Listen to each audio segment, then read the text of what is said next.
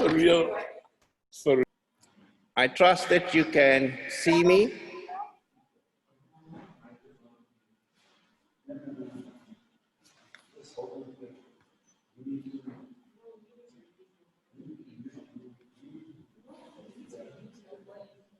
We're just experiencing a few technical hitches, but I'll be back with you in a second.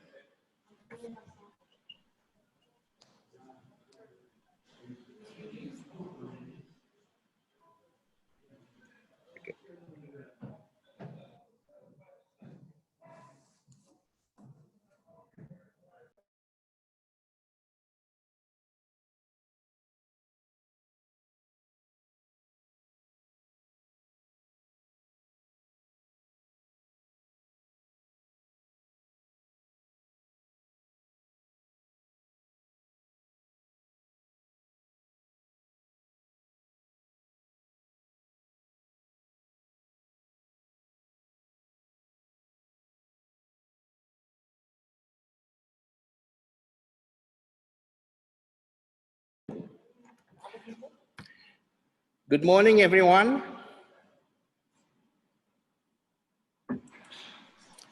To the 14th Built Environment Conference 2020, held in Durban. It's my pleasure to introduce myself. I am Theo Haupt. I'm a research professor, engineering at Mangosuthu University of Technology, and I will be your chair for session 1. I've posted to the chat feature a number of rules that will govern this particular session. Due to COVID-19, we had to make a decision as to whether we will proceed with the conference or not. We then decided that we would do so using a virtual platform. This is a first for all of us and for Asocsa, so we anticipate that there will be some teething and technical hitches, but bear with us. We are hoping that you will still have a stimulating experience as being part of the conference. Note that if you've got any comments or any questions that you would like to raise with any of the speakers, please post them on the chat feature and we will note them, and should there be enough time for a question and answer session, I will then raise them as your chair. Note that you can talk to somebody who's attending individually, and none of us will see that particular conversation. But if you want to raise something for everyone, then use the everyone feature. Ensure that you have unmuted your mics on your computers or phones, or reducing the volume to its lowest level to avoid any unnecessary feedback. Having said all of that, it's my pleasure to introduce to you your president, Professor Kagilu Kajima Shakantu from the University of the Free State, and she is going to deliver a presidential welcome and also a short address. Thank you, Kagilu.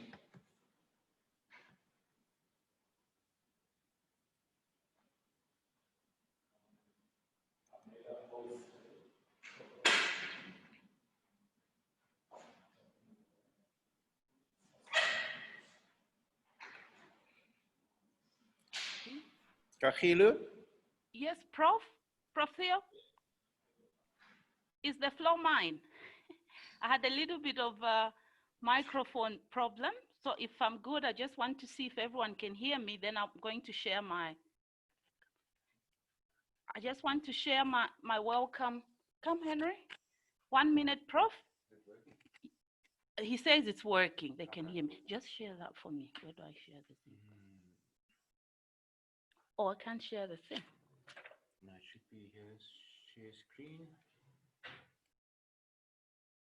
This will stop other screen sharers. Yes. Okay. Okay, the screen now, presume. See. Okay, so. It's PowerPoint. Yeah. Okay, and then you can just present this normal. Okay, thanks.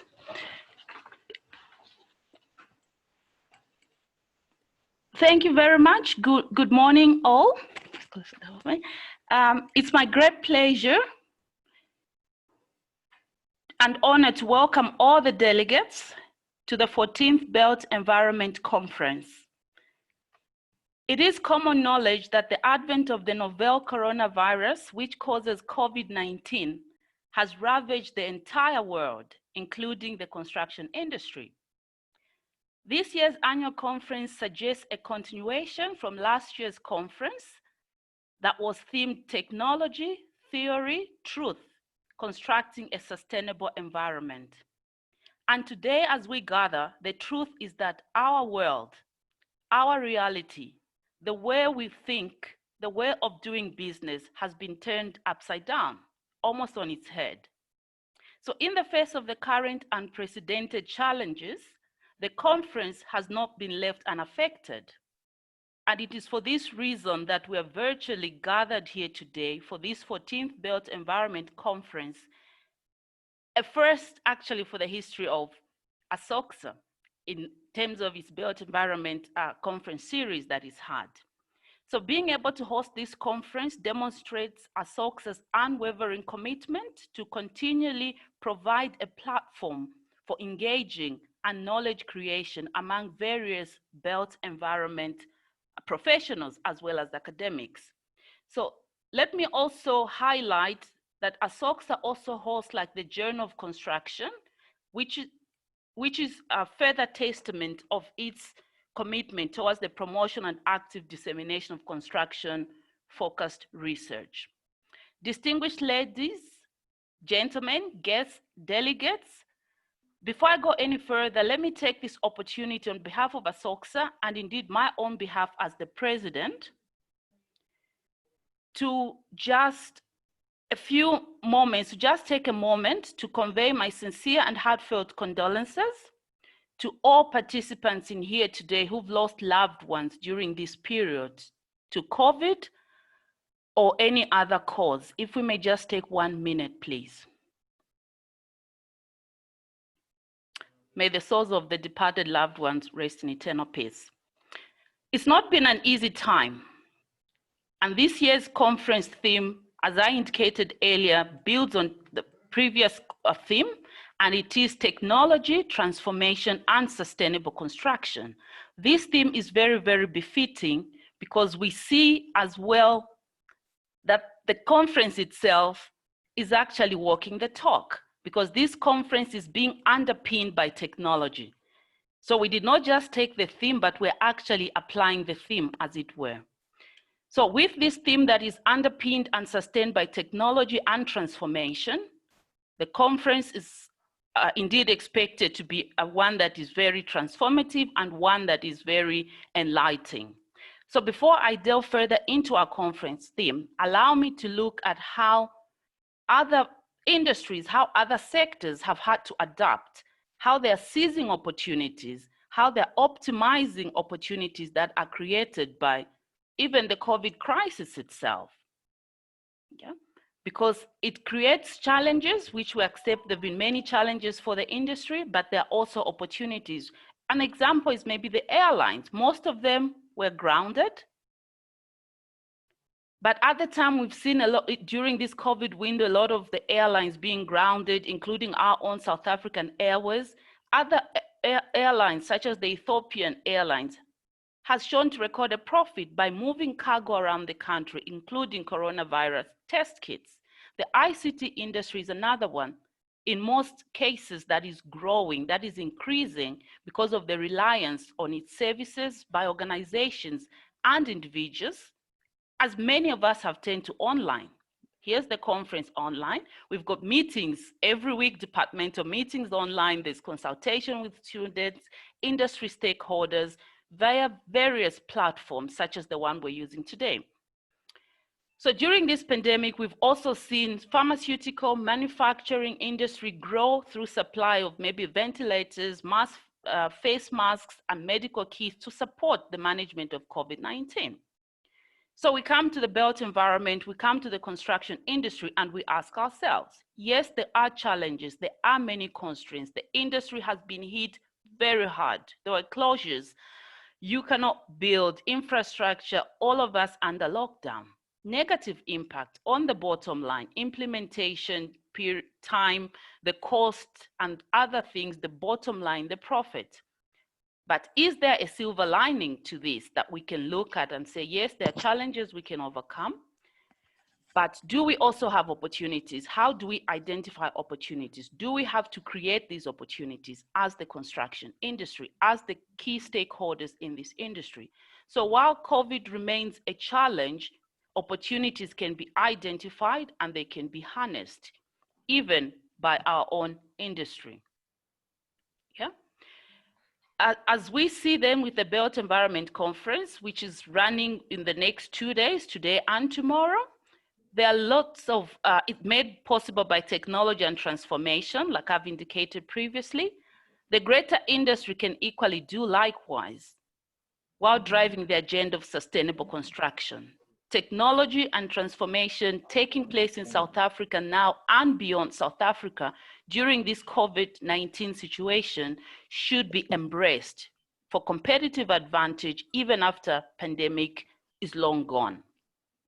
So technologies such as remote monitoring of construction sites, selected construction site operations through, say, maybe high definition cameras, robust software, just as few examples should be encouraged as way of minimizing health and safety risks, mobility costs during project duration. And yeah, virtual contract progress meetings, site meetings, supervision, there are whole things that can be done without face-to-face interaction or to the benefit of the construction industry that we need to draw on in order to increase the adoption of technology, transformation that can lead to sustainable construction beyond the COVID era. Fellow participants, guests, invited guests, I do trust that this year's conference will build on the success of last year. Last year, we had a very successful conference. We had 39 papers out of like 65 papers that were there. So with the response or success rate was about 60%. This year, it's consistent. We still have 39 papers from the 63 abstracts. This also just indicates the rigorous process that we do and the quality of papers that you'll be listening to, the presentations that you'll be listening to in the next 2 days. So a construction sector that we need to achieve, that we need to attain, as I've indicated, that we need to look at technology, we need to look at these things so that we have a construction sector which is also underpinned by a sustainable quality education sector.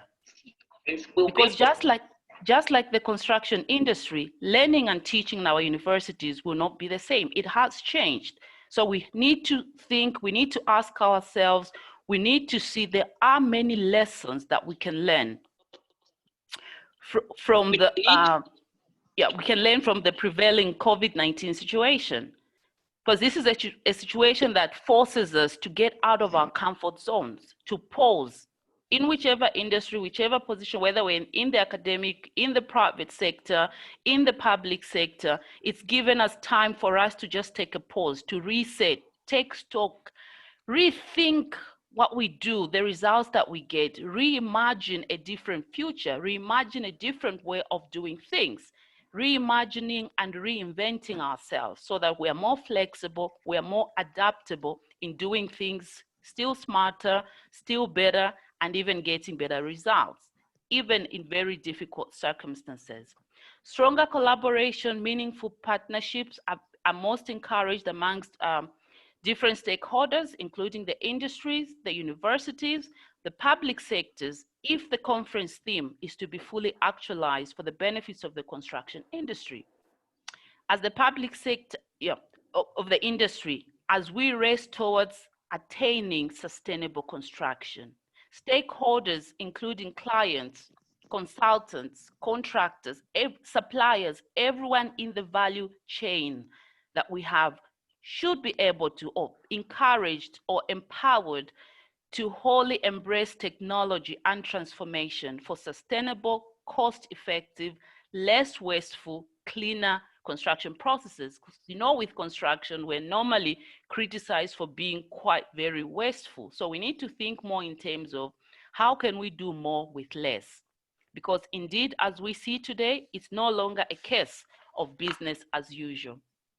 True to this year's conference theme, there are many insightful and thought-provoking papers. Like I've indicated, we've got nearly 40 papers. They're very, with a lot of insightful topics that will keep us very busy for the next 2 days. There are various topics that we're covering: technology, innovation, around workforce, health and safety. We've got papers on employability of our graduates, online teaching, students, factors that affect them when learning. We've got papers, community resilience. How do we make our communities more resilient? You know, infrastructure delivery. Some of these are topics that haunt us year by year, but now we've got even more that are coming. We've got researchers looking at these things from different perspectives, different angles. What are we going to add to this body of knowledge? So there are papers on sustainability, green technology, work-life balance, very, very important, and gender-biased career behaviors, to just mention but a few. So on behalf of Asocsa, from my side and my own behalf, we're really, really pleased that for the first time as well, the conference proceedings will be Scopus indexed in a separate high-class publication. So I would like to say at this moment, for everyone to just sit back, to relax, and to enjoy this wonderful conference, which is technologically driven, transformation-based, successful conference, and hoping, trusting there will really be important subjects that we will engage with. We want to see lots of questions. We want to see a lot of participation, so that at the end of the day, we'll really achieve the objectives of the conference. We can come up at the end of the conference with, you know, certain resolutions that are implementable, that we can take forward. If you remember last conference, that's the big debate we had in terms of what are we going to do with the conference? How do we really get our ideas out there? Are we going to bring the press here? Are we going to do different things? But the point is, let us enjoy the conference. And my sincere appreciation to all of you, the guest speakers, the conference organizers, for the great job that we've done, because it wasn't easy. So the organizers, especially Prof. Theo and team, thank you so much for pulling this together. The authors, we couldn't do this without you. Reviewers, even more, just to ensuring that the quality is of the highest quality that we produce. Our sponsors, we are really, really grateful to you for supporting us, like always, to all the participants, for individuals as well as the collective contributions. Everyone that maybe I haven't mentioned, we just want to say thank you so much for contributing to the success of this conference. Please enjoy. God bless you. Thank you so much.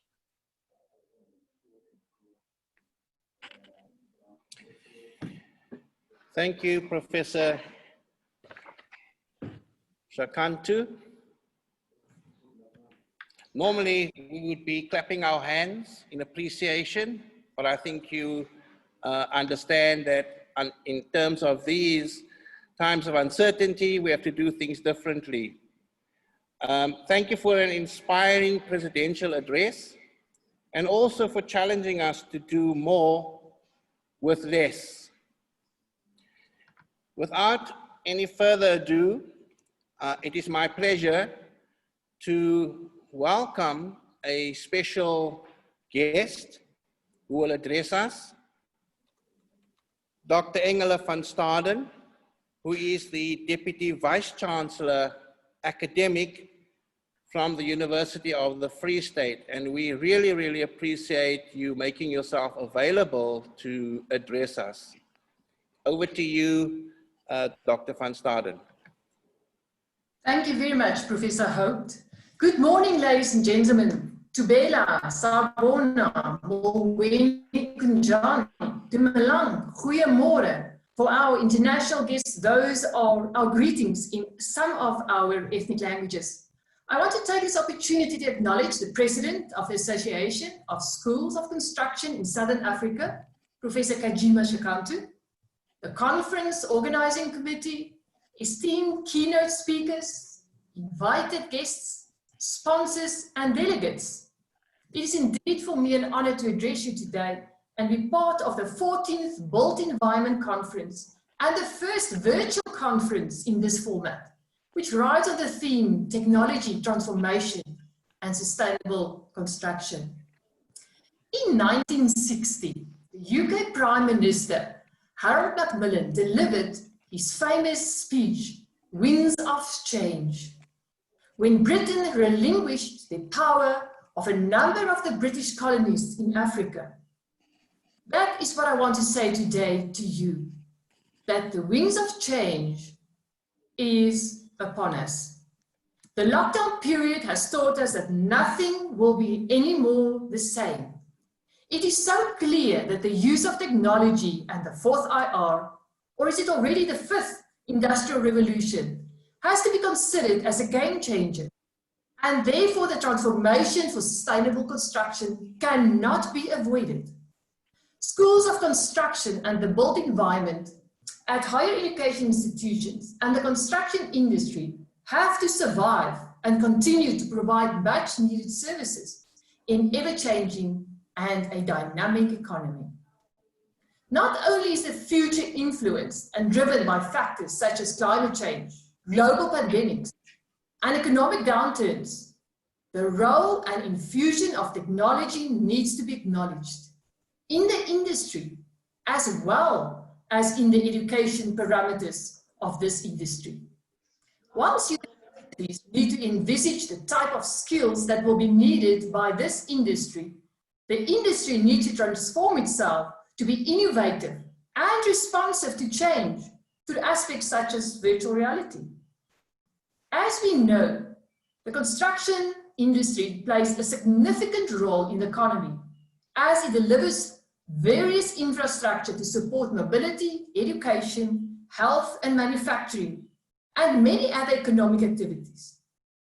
This industry also contributes significantly to job creation and provides a good vehicle for pursuing various socio-economic objectives. However, the challenges facing this industry, just like the opportunities, are many and varied. Therefore, I trust that during your two-day conference, you will be collaborating on a number of critical issues to seek collaborative solutions. Key questions need to be asked and answered, such as, how can the construction industry leverage on its characteristics and spend? How can the industry strike a balance between the increased adoption of technology and increased employment creation for its workforce with health and safety in mind? What must be done differently to change the image of the construction industry, to adapt and to transform, including addressing gender inequality and increased collaboration between higher education institutions and the private as well as public sectors to ensure there is support and alignment of industry needs.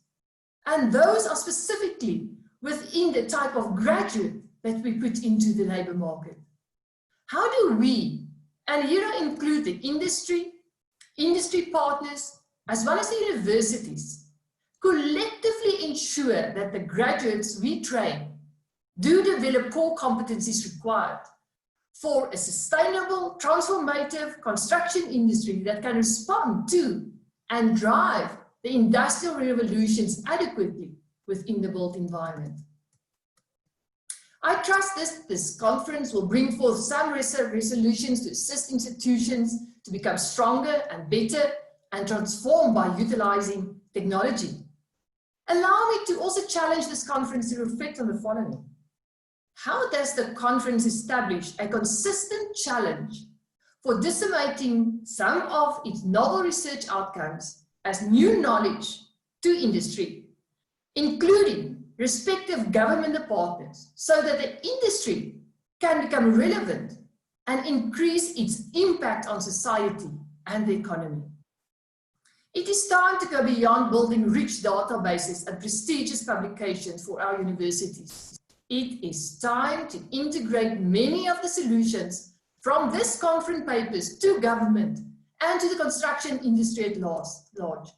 This conference must strive to become more purposefully, especially that many of the papers presented and published from conferences, I believe, receive funding support from government agencies, such as the National Research Foundation and other research partners.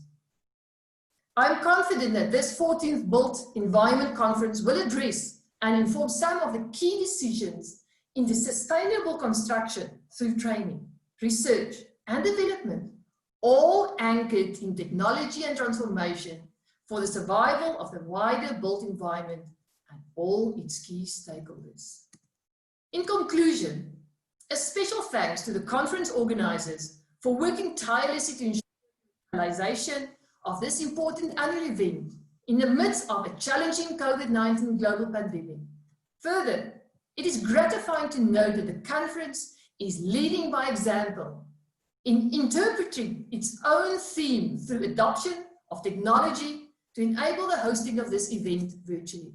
Many conferences have failed to take place this year due to COVID-19 and the associated inertia to move away from traditional face-to-face interactions. So a big thank you to all you delegates, as well as for having the confidence providing support to this conference during this rather difficult time. Enjoy this conference and may it be a successful one to all. Kia ora, thank you, dankie, nkosi kakula, siyabonga. I hand you back to the program director, Professor Houpt, over to you.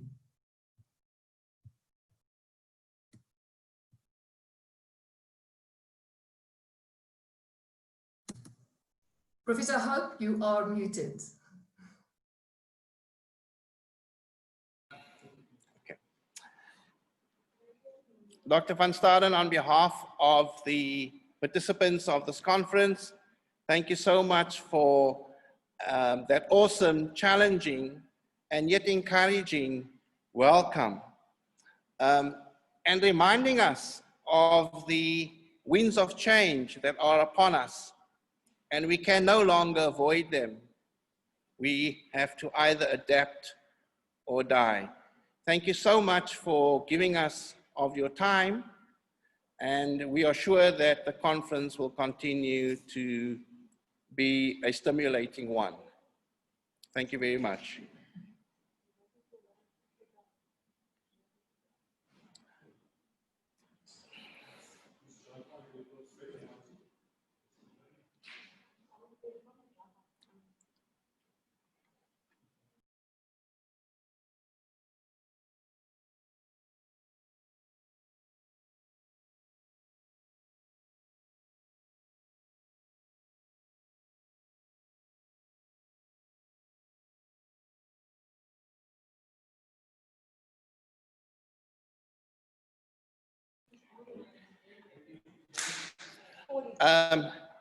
You will notice that we have two keynote speakers lined up for us. One from the UK, which shows us the amazing benefits of using technology in these times of uncertainty. And we also have a keynote from Massey University in Auckland in New Zealand. You know, we don't like the All Blacks, but we have them available to talk to us. We're just trying to link with Professor John Obas Ebon from London South Bank.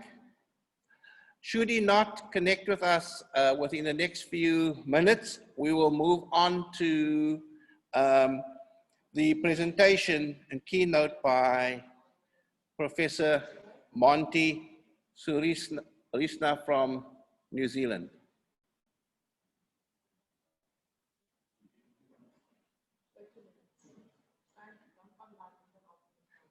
We'll wait 2 minutes so you can have a smoke break, which is bad for you, by the way, or a toilet break. And we will resume as soon as we have contact either with Professor Ibrahim. Alternatively, we will proceed with Professor Sulitsna, who is actually available now.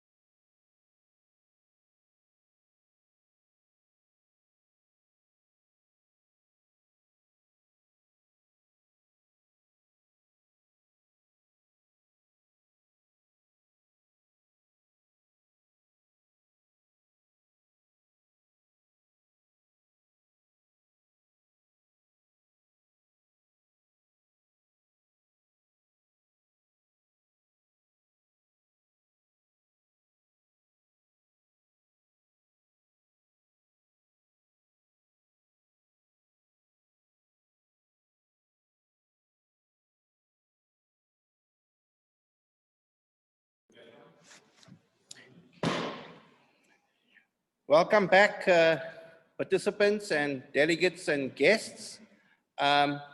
We are still struggling to connect to the United Kingdom, but we will move on for the sake of time to the keynote address by Professor Monty Sutrisna from Massey University in Auckland, New Zealand.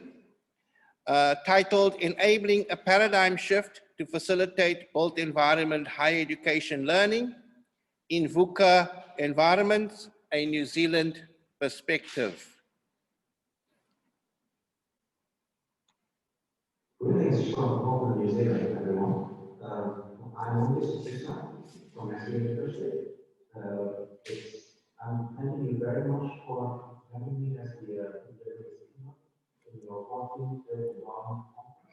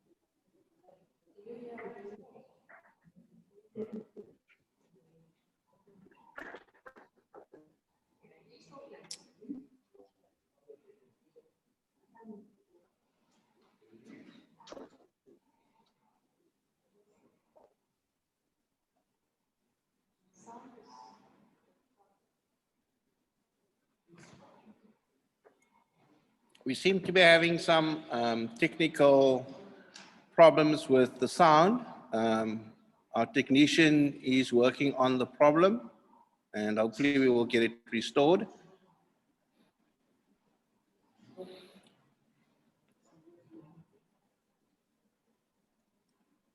introduce the two notions in higher education funding that change the way universities are operating.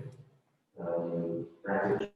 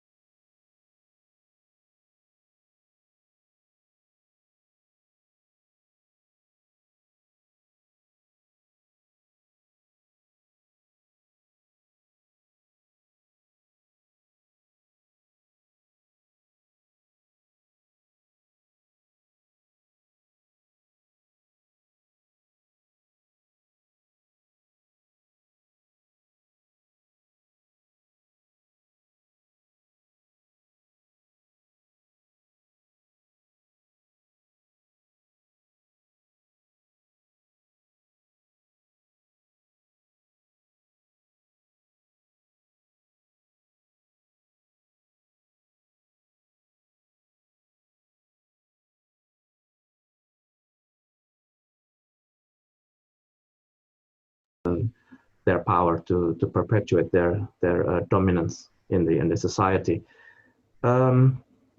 This is a little bit more on the political side of things, but what interesting from this, what coming out from this paradigm is the balance of power in the classroom, whether the students or the learners are in the positions to question or even challenge the authority of the teachers, of the educators. It's looking into equality and equity, incorporating students' background, supporting them.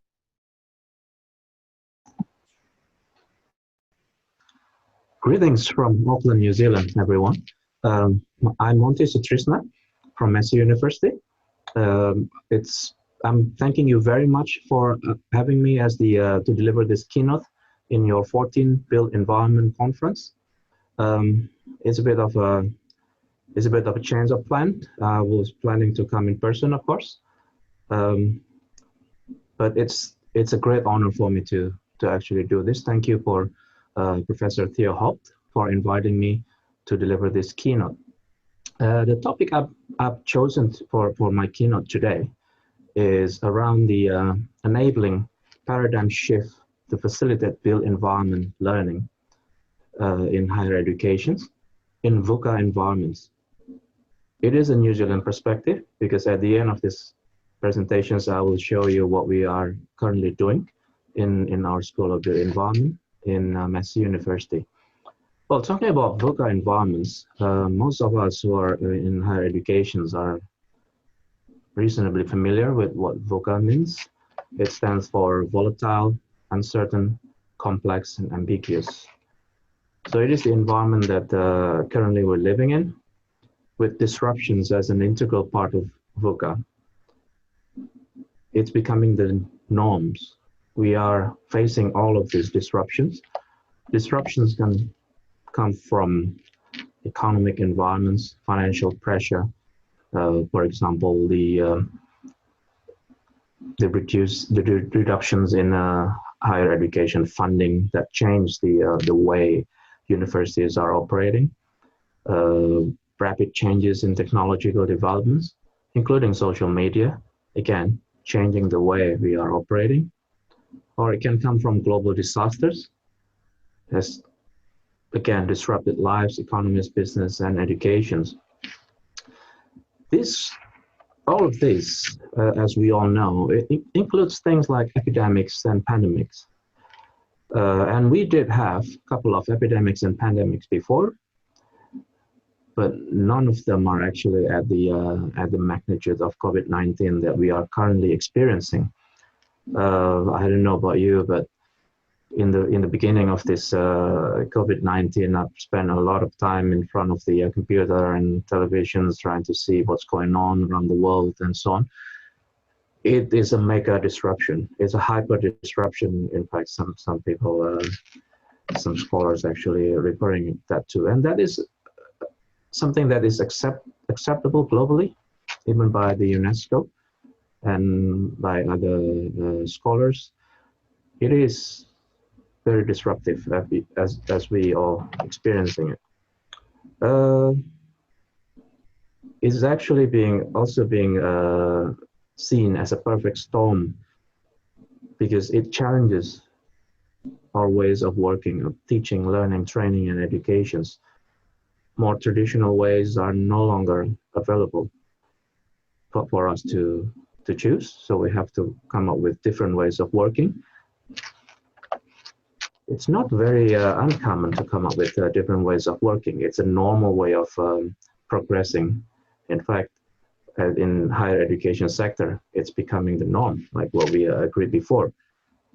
But it's the pace that this change is taking place overnight. How many schools, how many universities have to close their campuses and have to refer to online learning, for example? I remember in New Zealand, for example, there was a government announcement on the 23rd of March this year in the afternoon, conveying the decisions that we are going into, immediately going into a higher alert level. And then we will go into a higher, the highest alert level 4 by midnight on the 25th of March. So it was less in 72 hours, everything's changed. We had to comply with that. Some universities in New Zealand, for example, decided to have a break, like a week or two, to enable this transition to take place. In Massey University, we decided to carry on. So everything had to happen. Even though I did give my staff notice a week before, we already having that conversation beforehand and saying that I asked my staff to start converting all the lectures and tutorials into a digital offering a week before. It wasn't enough. Students are not prepared. Many of the students are not prepared. Educators are not prepared. The institutions were not prepared. There's a degree of concern or being uncomfortable with this sudden changes that emergency teaching or emergency online teaching is not the same with deliberately design and plan online deliveries. So there are some concerns regarding the quality of these sudden changes. Therefore, there's a call to look into the learning paradigms, to understand the learning paradigms better before we are actually converting them into different ways of delivery. We need to look into the well-established pedagogies, for example, has been proposed. This is the line of argument that I'm following in my presentations today, is actually looking into this, revisiting this well-established pedagogies and learning paradigms.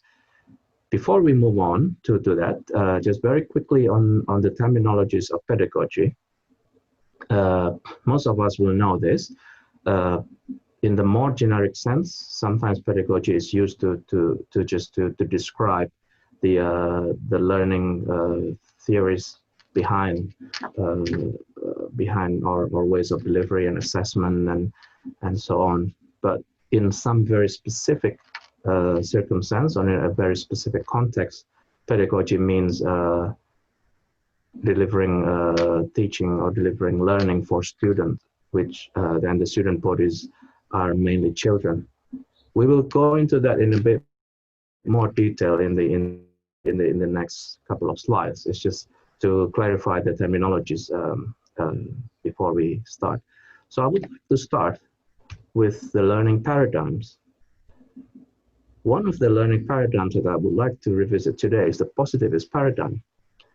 This is in a similar manner to talking about ontology and epistemology in research philosophy, for example. So there's a positivist paradigm accepts objective reality, and the objective reality can be understood, can be fully accessed and understood by us as human. It accepts learning as internal psychological process. So because there is an objective reality, there's an objective knowledge. The knowledge is objective and it's passed on from the teacher to the learners. Hence the name of instructor center, because this is about the learners who are mainly the subject experts passing on this knowledge. It's a knowledge acquisitions or knowledge transmission, depending on how you see it, from which side. That's the model that positive paradigms is following. So there's a view that the student is this homogeneous body of students that we are transmitting this knowledge to them. In the same manner they will, because there's only one objective knowledge, this is the same manner they are accepting it or receiving it. The variations to that is the post-positivist paradigm, which it doesn't really accept that we can completely understand reality. So it's acknowledging that the receptors, the human beings, the learners, are actually coming from different background. Therefore, they might understand the knowledge slightly differently from each other. It still accepts learning as internal psychological process, and it may change the assessment, for example, to include group discussion, subjective assessment, just to incorporate this different levels of students' understanding. But the intention is still trying to reach a bit more objective understanding of the same subject.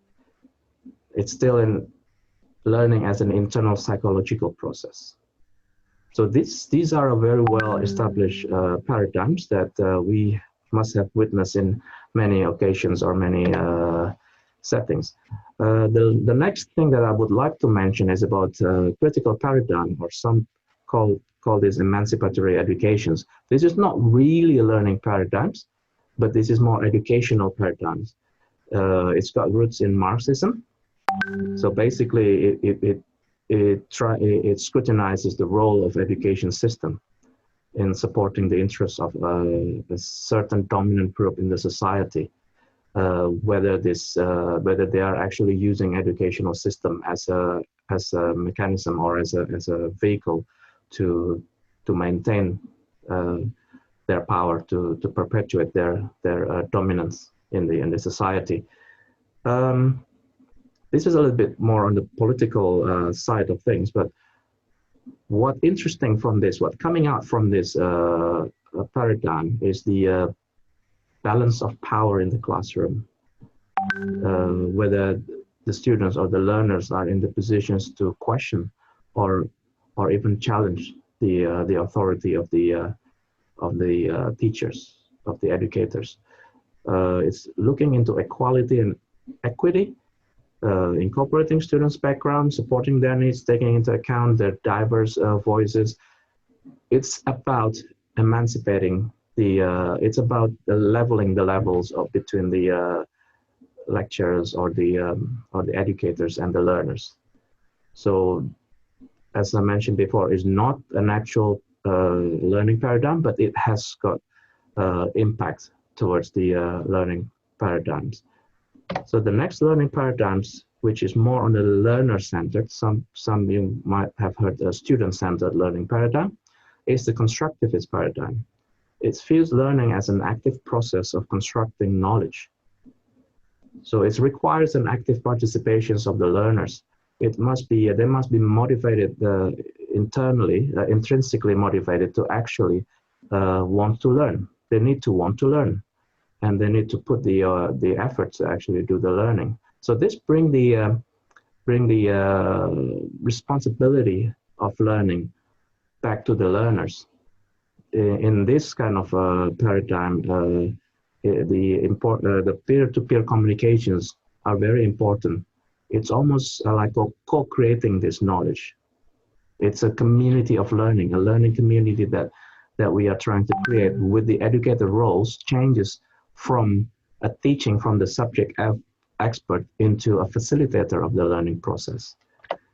It's not something that are easily to accept. Some educators are having problems with this because they're coming more from more traditional view that they are the subject experts, and therefore the constructive positivist and post-positivist paradigms, that's how they've learned, and that's what they bring into the process of delivery. Students may not be comfortable with this. Some students might want to learn a little bit more, supported, a little bit more hand-holding, if you like, to help them. That's their expectations of coming to a certain level of educations. I posted a question. I posted a question at the end of this. At the bottom of the slides. Is this the appropriate for construction? This is the most appropriate for construction built environment higher education. It's a reflection question rather than we're not going to answer that today, but it's probably something to reflect upon. Moving on, I've already mentioned about the terminology of pedagogy and andragogy, that this one is looking more in a bit more specific. I call them learning models. Some call them learning theories. They're the same. The differentiation between pedagogy and andragogy, for example, this is all the works from Knowles, Malcolm Knowles in the 80s. Looking at pedagogies, bear in mind this is about children learning. So the learners need to know when the teacher tells them. It's about what the teacher is directing the students to learn. They are dependent to the teachers. Learner experience is not really considered in this setting. Learners become ready to learn when and what the teachers requires. Learners expect subject-centered, so it's about the subjects that we are learning, and learners are motivated by external forces, mainly by the educators or the teachers. Andragogy is the opposite polar of that. It's about educating adults. So there are a lot of intrinsic kind of willingness to learn. They understand why there's a need to learn. So that answer to the question why is very important. Then they have this drive, but the lecturers or the educators will need to explain why there is a need to learn this particular equations, for example, or this. I've got a lot of questions from mainly first-year students. Why do I have to need to learn about strategic management? Why do I need to learn about this? So there's a need to explain. Learners are responsible for their own decisions, and therefore the accountability or the responsibility of learning is back to the learner. They have to take responsibility.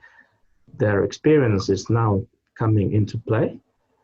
So the applications of a particular theories or something in the context that they have experienced before is very important, and their experience bringing into this discussion is also important. Learners become ready to learn when they see content as relevant to their lives. So they need to see the relevance, whether that they might decide not to get into details on a particular aspect of the learning. Learners expect life-centered content, and they're motivated by themselves. So these are the two things, the two main learning models or theories, proposed by Knowles. Which one do you think will be more appropriate for construction and build empowerment in higher education? That's another reflective question posed here.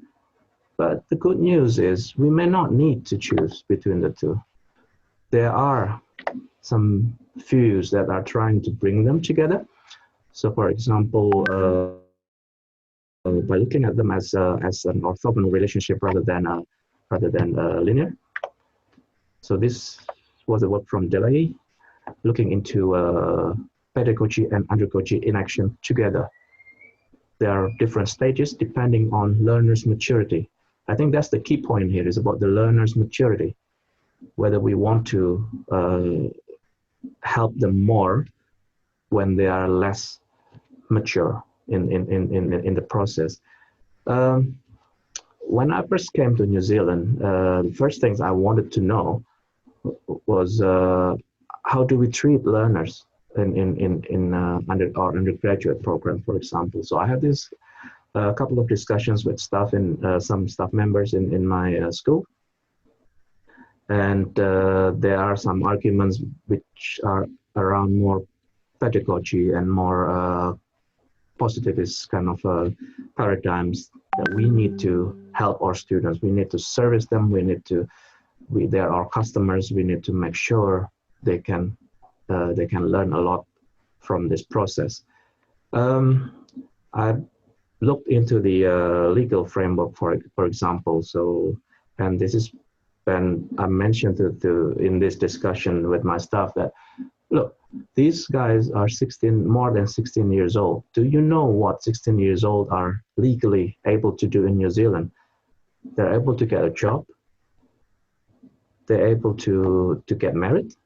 with the consent from their family and parents, they're able to apply for firearms license. Things are changing in New Zealand, of course, after the Christchurch shooting in terms of firearms. But that's the mindset at that time, that we should treat these guys as somehow, we have to respect that they are young adults. So in my perspective, this model, that having this stage 1, 2, 3, and 4 quadrants of applying pedagogy and andragogy makes a lot of sense. The stage 4 is a low pedagogy and low andragogy. That means the learners is so motivated and very independent, has got a lot of resemblance to something called heutagogy. So heutagogy is presented as a very self-determinant learning. It's advancing beyond own discipline. They need to know how to learn. When they reach stage 4, that means students, the learners have learned how to learn for the long life learning kind of a scenario. So they need to know how to learn, how to bring this ability to learn to their next stage of their career or next stage of their lives. Again, is this the most appropriate for construction and built environment higher education? In my view, it is, but you will see in the next couple of slides why we think that way, why I think that way. Before we moving on to the applications of this, just very quickly about the learning facilitators themselves. Fair enough that we're looking into the to the pedagogy and andragogy, looking into how we're helping the learners, how we're facilitating learning using the different paradigms. But what about the learning facilitators themselves? What will motivate them or drive them to actually becoming the experts in educating? I would like to draw this work from Tanaka and Evers. If we look this into an x-axis, here is time. That's the lifelong learning span, so from birth to death. We can somehow plot pedagogy and andragogy there. This is chronological, of course, it's time, and there are some overlaps between the pedagogy and andragogy. So if we say this, the learning facilitators are learning themselves, were learners before, and they're still learning during the process of andragogy to the rest of their lives. Tanaka and Evers actually proposing an additional model, which is called ergonagy.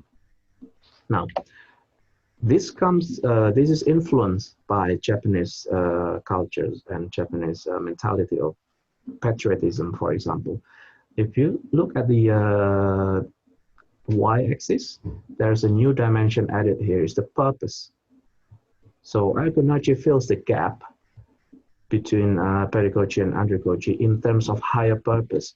It's not exactly the same, but I might be able to draw similarities to Abraham Maslow's hierarchy of needs here, for example. At the apex of that hierarchy is the self-actualization. So this is what ergonagy is trying to propose, to advocate, that yes, we have the pedagogy and andragogy, but we also have this ergonagy, a higher level of purpose where somebody is looking into his or her contributions to society. This is my role to actually educate the future generations of this construction industry, for example, in our case.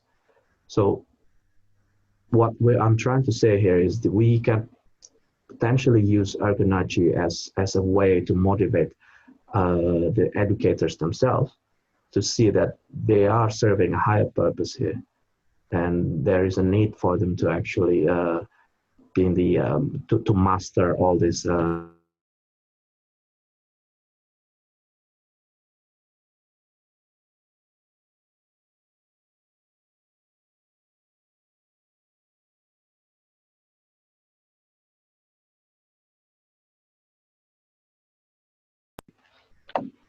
Again, is this the most appropriate for construction and built environment in higher education? I would like to think so. This is appropriate for most higher educations or educational setting for the learning facilitators themselves, but it's certainly appropriate for construction and built environment higher education. Now, I would like to bring this a little bit closer to home, which is about the unique characteristics of built environment higher educations themselves. Here in a school of built environment at Massey University, we're looking into this triple helix model as our basis, if you like. That this is coming from economic theories, of course. The triple helix models, that means they're the conjoined natures of the government, construction industry, and universities to work together to drive the innovation in a company and hence the economy in a not a company, sorry, in a country. So basing our understanding on this, we are adopting the model proposed by Turan Afori. This is about co-educating our future industry leaders. So just very quickly on this diagram, if you look at the middle part of it, that's the journey of a person, of a higher of learners, if you like, entering university. And outside that dotted line box, that person is actually becoming industry leaders. So the bottom boxes are the contributions from universities, from academia, and the top boxes are the contribution from construction industry with government in the background supporting. So basically what it's saying is we should not stop this education process from both sides in any stages. So even though they've finished their undergraduate educations, they're going for industry employment, there should still be, for example, there should still be a lot of contribution from academia into this process of learning. So that's becoming the view here is to create not just normal graduate, is to create industry leaders in the future. So this is our platform of thinking, if you like, when we are designing learning and teaching in our school. So I'm trying to bring all of them together now into play. This is our model. This is our strategic plan, actually, of learning and teaching from 2020 to 2022.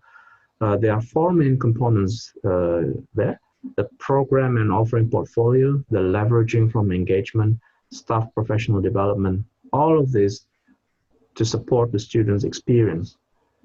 That will enable us to apply transformational learning techniques, industry relevant curriculum, contemporary industry practices into staff professional development. And I'm linking them back to what we've discussed earlier. So for example, the leveraging from engagement is working a lot with industry, with government, with colleagues, with other higher education institutions in the academia. To leverage from that engagement. The student experience and the design of a program and offering portfolio, for example, is influenced by the models proposed by Delahaye in looking this into stages, applying both pedagogy and andragogy at different stages. The staff professional development is underpinned by the models proposed by Tanaka and Evers to try to invoke this higher purpose kind of view for the staff professional development. This is not the answer to all the problems and disruptions, but this is our plan, our attempt to try to look back into the basics, back to the basics, if you like, looking into the learning paradigms, looking into the learning theories, looking into the nature of the higher educations for built environment, specific to built environment and construction. This is our plan. This is our attempt. It's still in progress, of course, and I will be delighted to offer to communicate our progress in the future with you. I would like to say a few things just to summarize.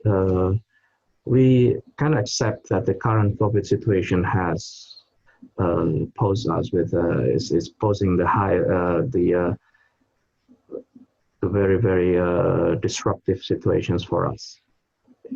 We are actually being forced now to switch to new ways of learning.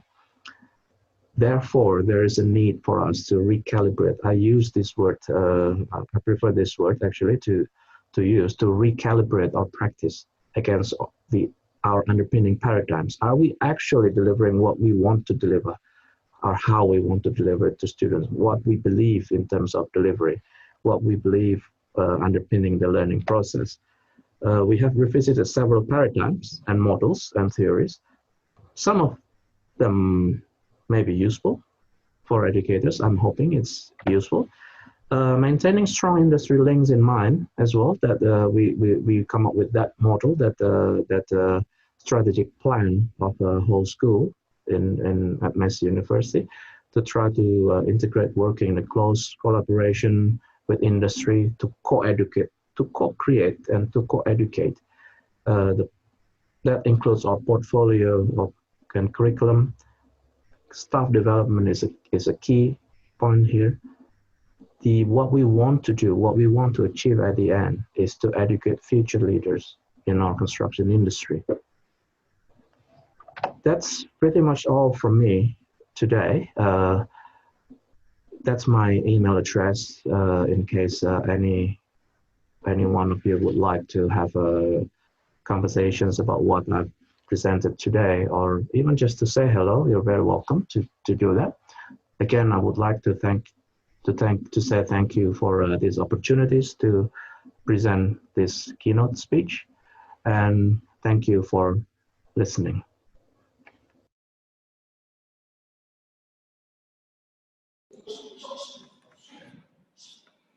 Welcome back, participants.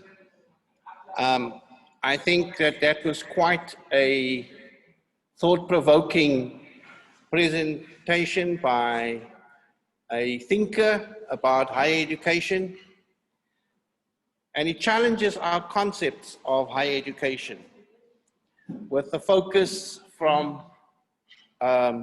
lecturer or instructor to learner. The three words he used was pedagogy, andragogy, and ergonology.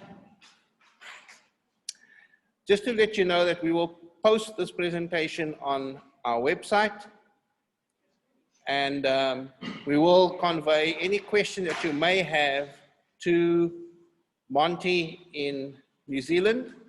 As I indicated, this was a pre-recorded presentation which he sent us over the weekend. So if there's anything that you would like to have Monty respond to, you can send those questions to us and we will forward it on to him directly. We are privileged to have with us Professor Obus John Eberhorn from the London South Bank University, an old friend of Asocsa and South Africa for many years. And his presentation is going to be on why and how to encourage the uptake of smart construction technology and support the use of robotic, off-site, and modular construction.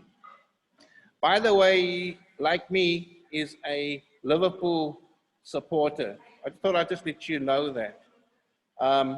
So John, thank you. And we look forward to your presentation, which has been powerful as usual. Thank you so much.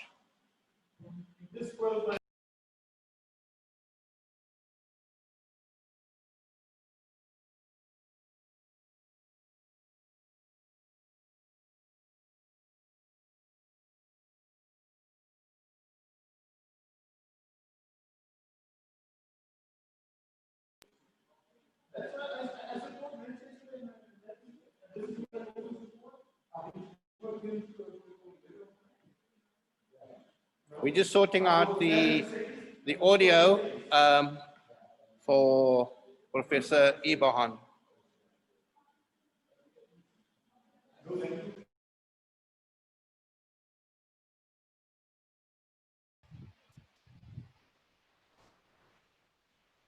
Yeah, can you hear me now? I can hear you now. Yes. Right, you can hear me.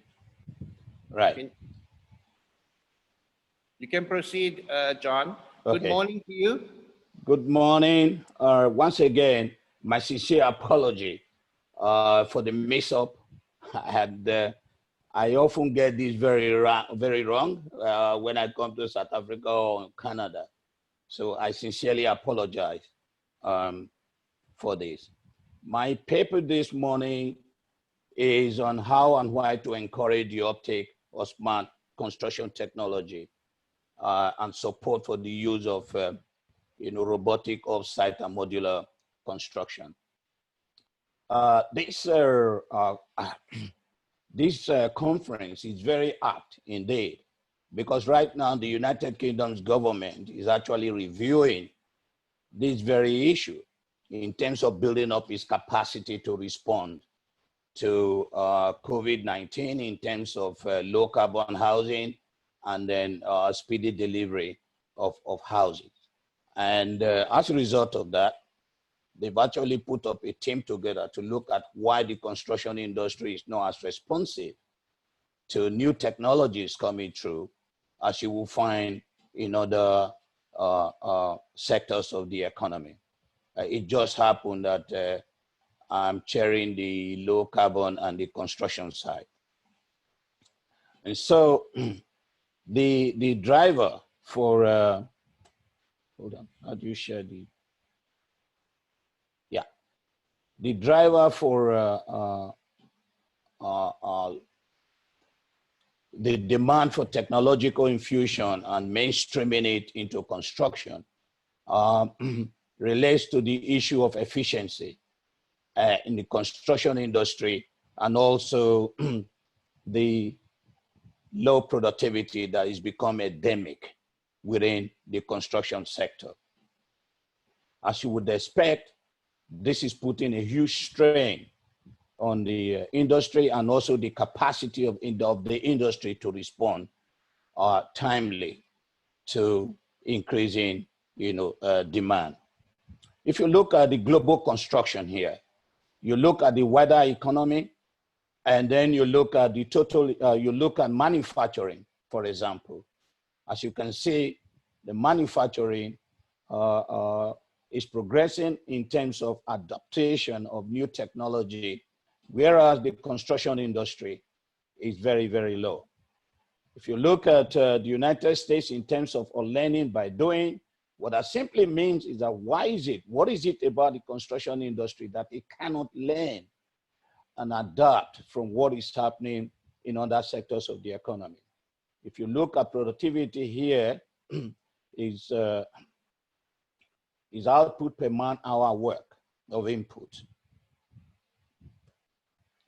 You look at the UK construction, for example, it is also dismal.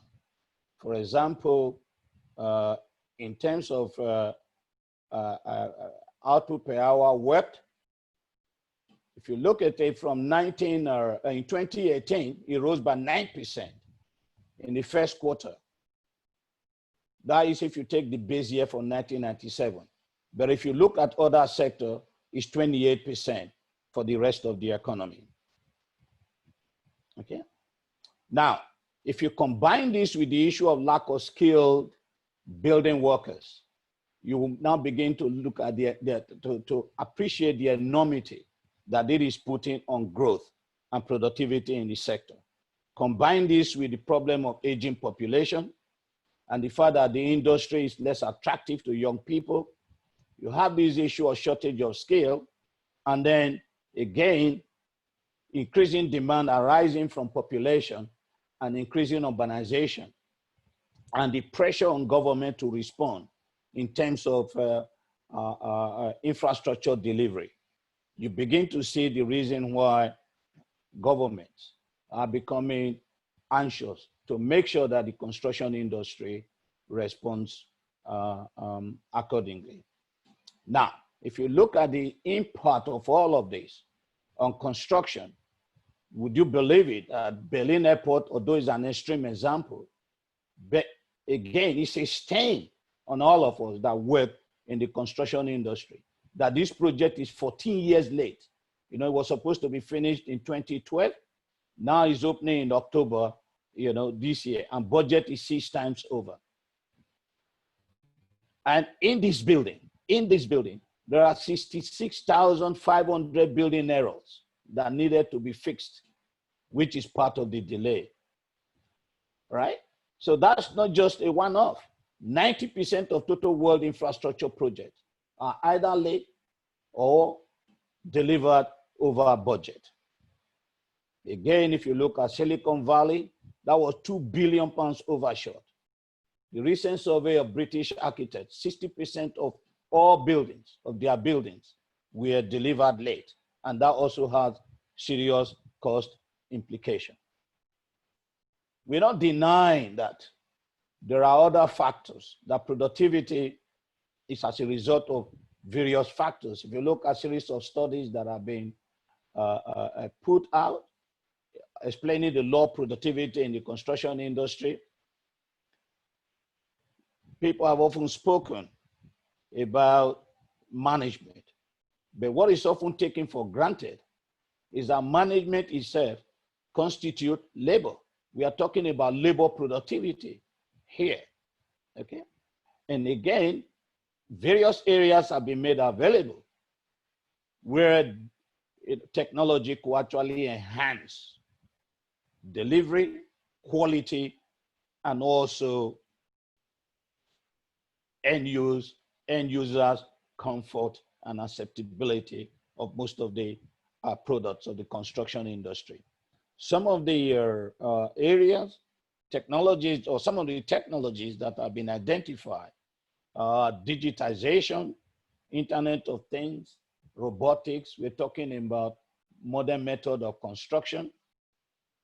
When the issue of productivity is raised, you often hear that there's something unique about the construction industry that makes it very difficult for technological innovation to permeate the industry.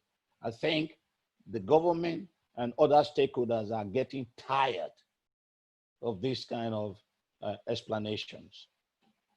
That does not mean that there is no evidence of technological permeation and of the industry. The problem is the rate at which technological innovation is actually being used or adopted by construction industry practitioners relative to other sectors of the economy. You can see, for example, smartphones are now being used to record information such as site diaries. You can look at the use of digital models for study high-rise buildings. One of the biggest problems regarding high-rise buildings, especially in developing countries, is building collapse, okay? And it's possible to actually use a modern method of technology to actually, as they use in the aircraft, motor, autocar industry, to perform the structural and aesthetic and functional integrity of building even before they are commissioned to be built, okay? Right? And these are series of examples where you are looking at the interface between BIM and virtual reality, immersive walkthrough, technology scenario, digitization and fabrication that are common in other industry and now, you know, permeating the construction industry. But at the same time, it is still very, very low. The uptake is very, very low. Now, big data analytics is used to study and capture what is happening on site without you necessarily having to be there. And that can also enhance health and safety in terms of evaluating safety hazard detection, test of awareness and behavior, and all kinds of versatile applications.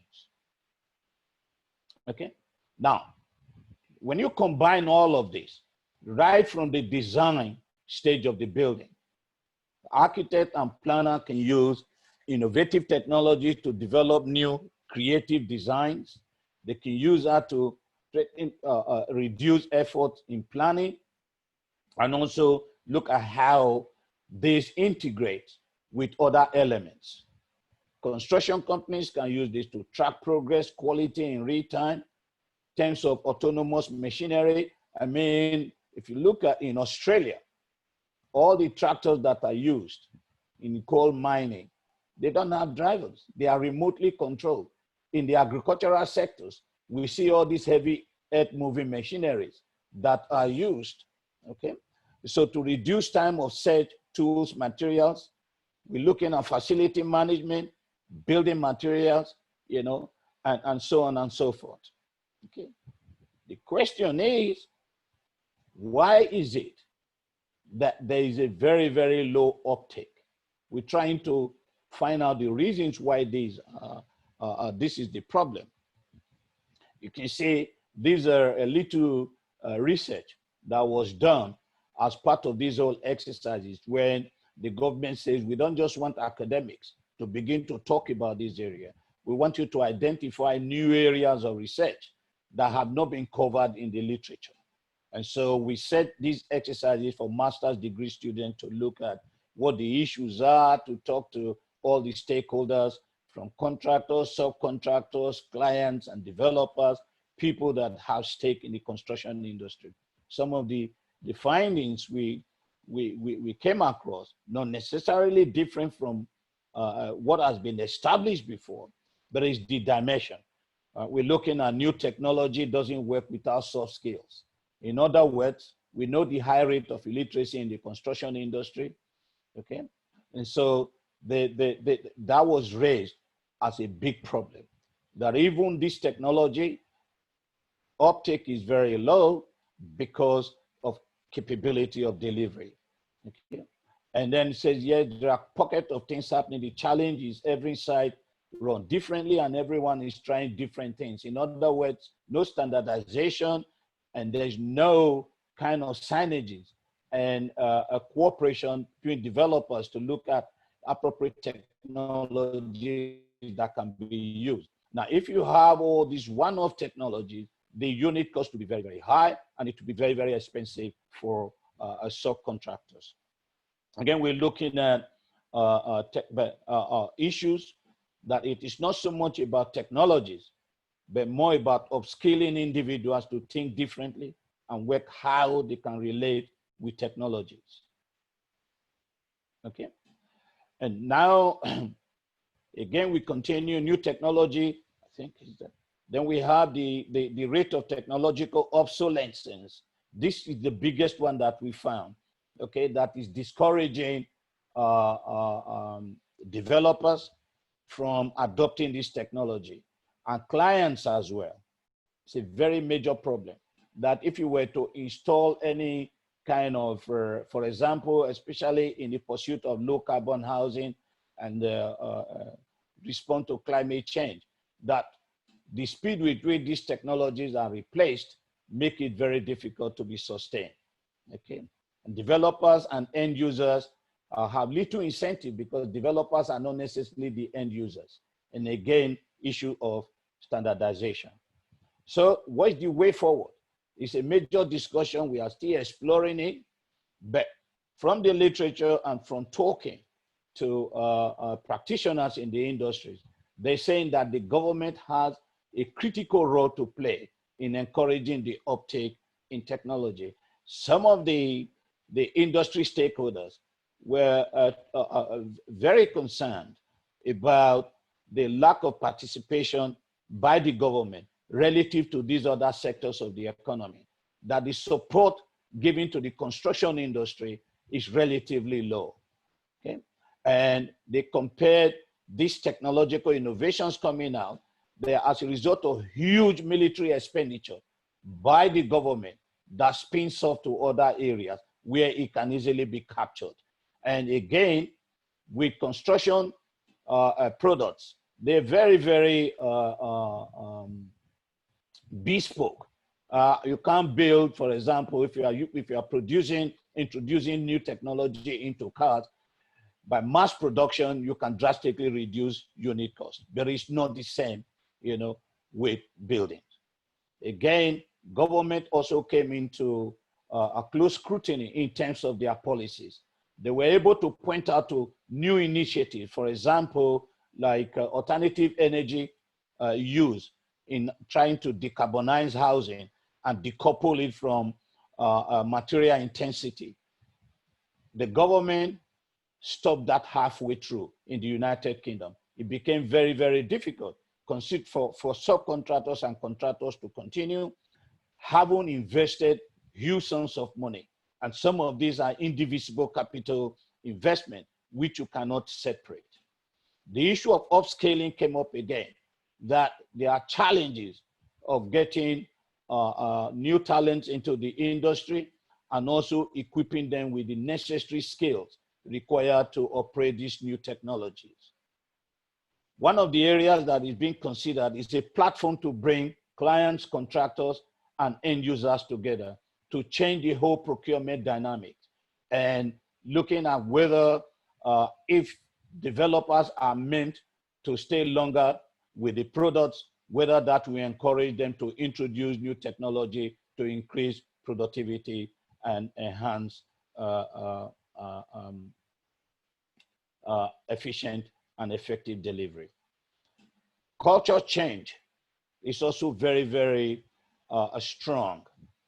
Developers argue that the market is not ready to absorb most of these new buildings infused with new technology because of costs are so high that unless government intervene, otherwise it will always become a divided market where you have at the upscale end of production and infrastructure delivery, yes, this technology will be there, and to a lower income group, you know, they may not be there.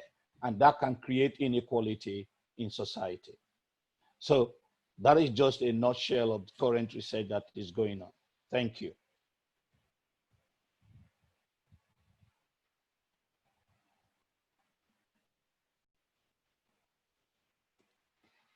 Hello?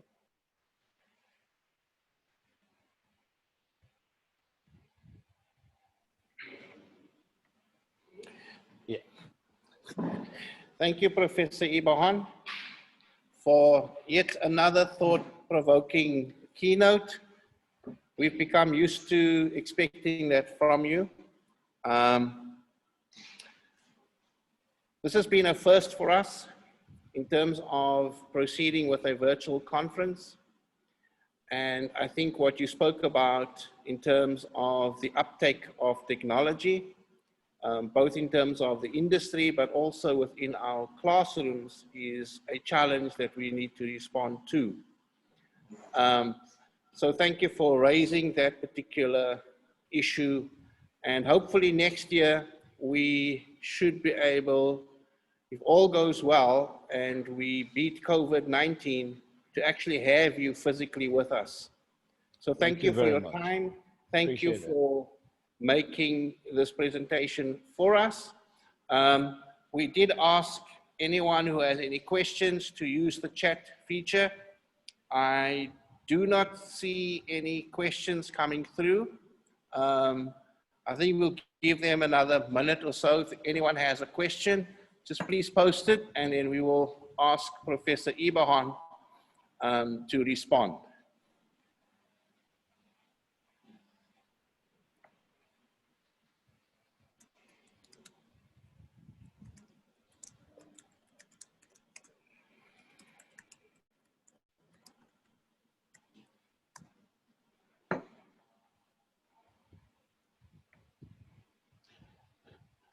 Just one last comment, just to look at it. The challenge, there's a very, very strong worry here that the way the developed countries are thinking about use of technology and upscaling their workers to take advantage of this and enhance technology, and the apathy in the developing countries, and that is going to drastically hold the construction industry in terms of development far behind. And what that does is going to restrict the ability of moving resources and knowledge transfer between the two sides. You're going to have a situation where even, technologies and equipment that have been 10 years, 15 years behind in Europe and America would be ultra modern, in Africa. And so it is very, very important that we shouldn't just leave this alone. We should put pressure on the government and other stakeholders to begin to look at this thoroughly, especially within the education sector. Thank you so much, John. On behalf of all the participants, we thank you again. Hold on, there might be a question coming through. Okay. The President thanks you as well for your presentation. So we take this opportunity to wish you the best for the rest of the day. Thank you very much. An hour behind us. Yes. And we will continue with our conference, convey our sincere greetings and best wishes to your colleagues at London South Bank. Thank you very much. And very glad to see that Liverpool had a good start. Of course.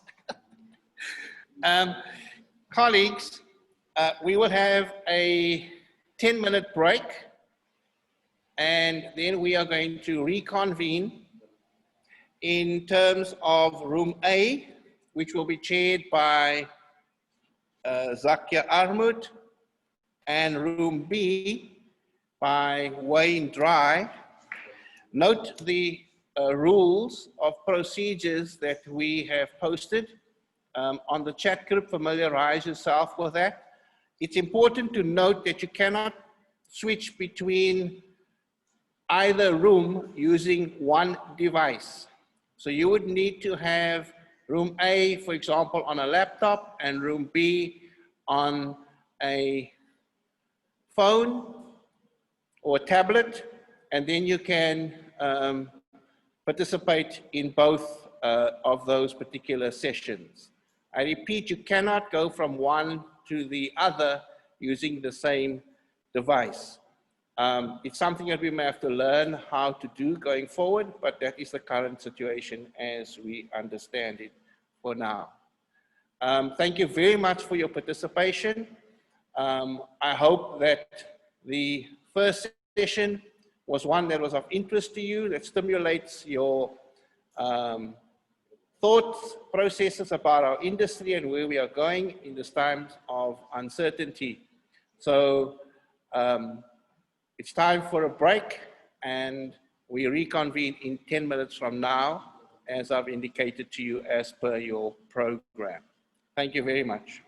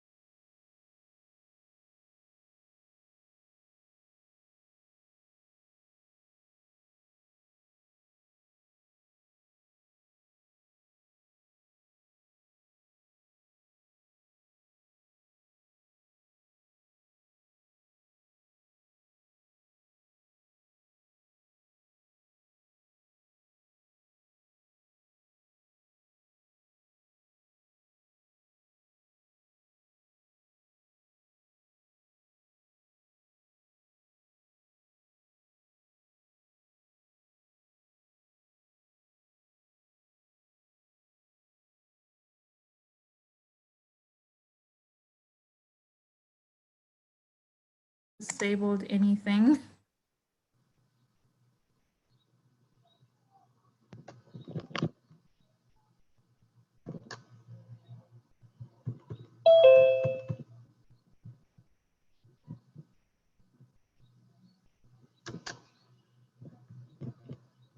Yeah, I think it will come now.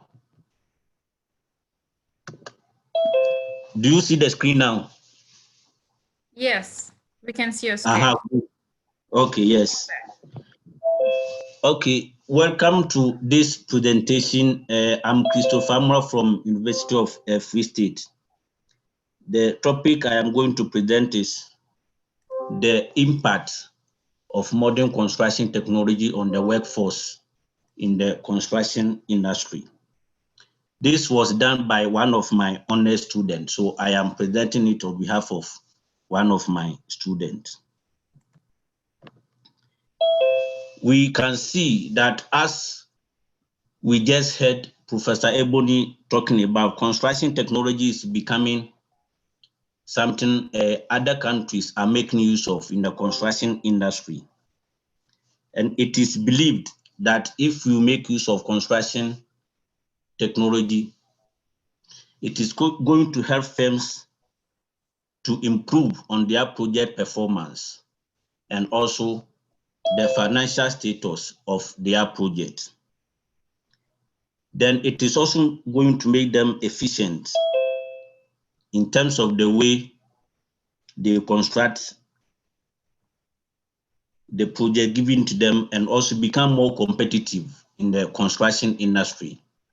And it is believed that in South Africa, large construction project is taking up to 20% more time than the estimated, and 80% are completed beyond the budget.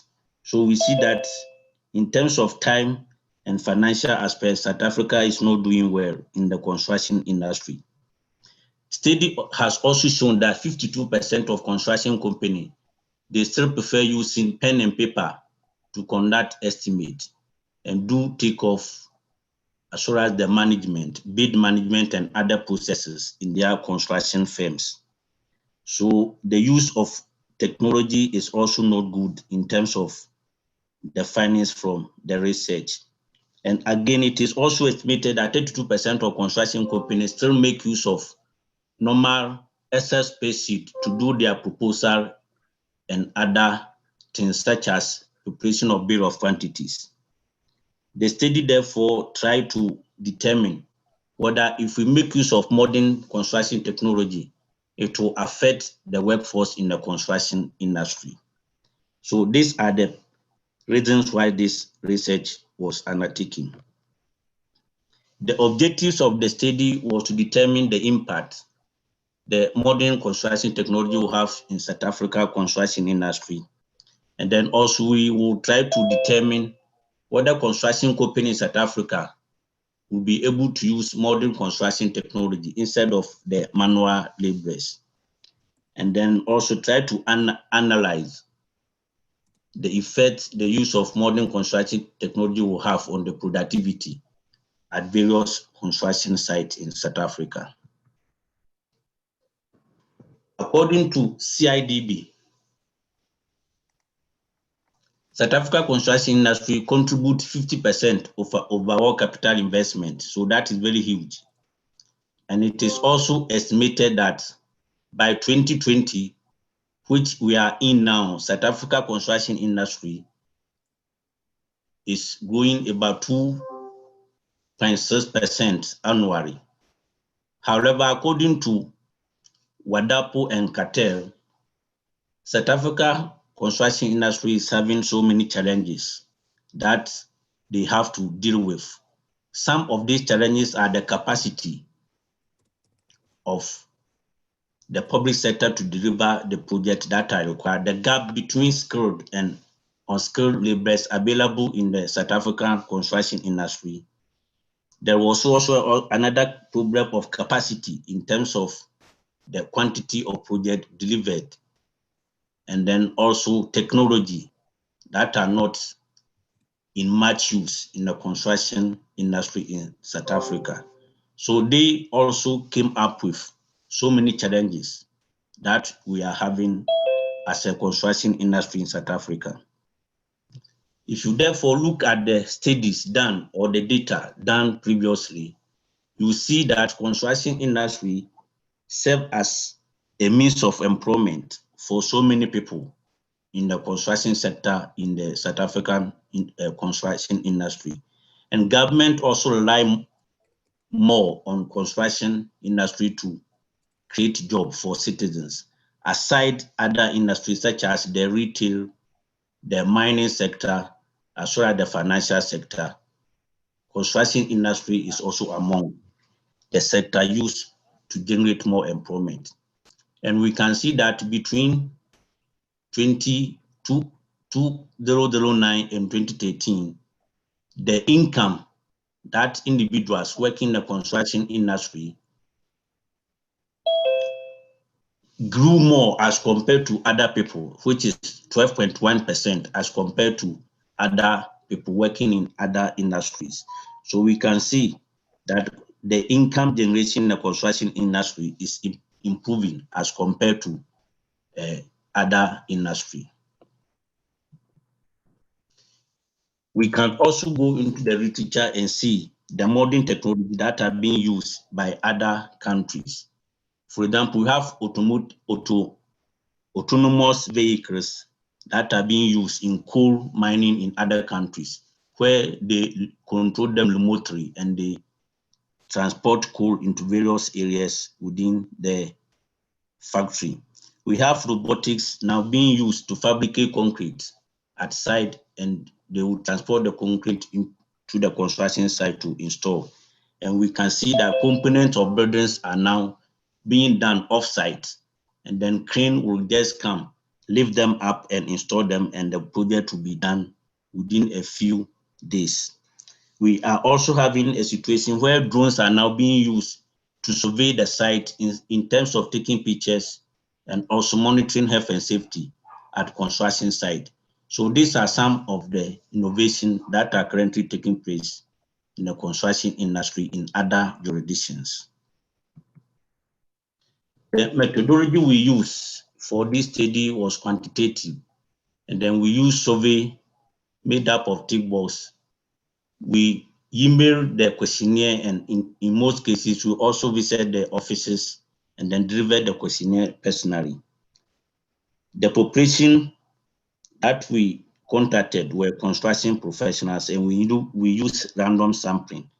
We sent about 50 questionnaires out, and we received 22 of them, and we use Excel to do the analysis for the questionnaire received back. Now, when respondents were asked about the impact the construction technology will have on the workforce, on average, we gave the participants some of the innovations that are currently in place in construction industry and asked their view how each of those innovations, if implemented, will lead to layoff or will replace number of manual workers on construction site.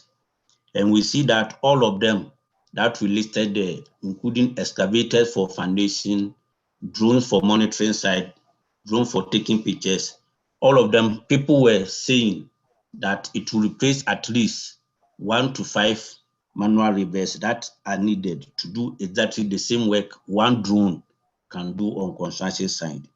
Now, this means that it will lead to layoff of workers, because once we adopt the technology, then people have to lose their job, because the same thing will be done by the technology we have adopted in the construction industry.